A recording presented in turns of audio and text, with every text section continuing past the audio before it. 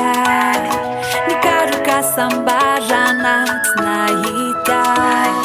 nandrama kwavuku reo adalana maro fa tsisy nahazo fa ny foko no narary de indranao tse sosio namonjy ay natsotranao ny tanana hanarinay rehefa tsapako fa ianao le tena fiainana maharitra mamdraky izay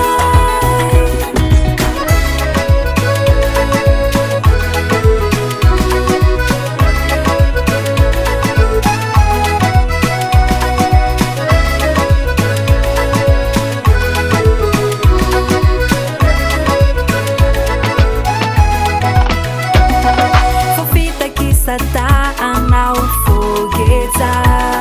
Tisufana tena anao ketraka Niakivinamu Nandreraka ni fo Tena nanenenako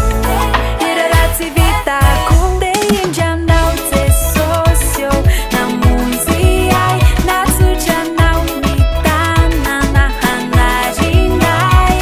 Rehefa tsapako fa ianao le tena fiainana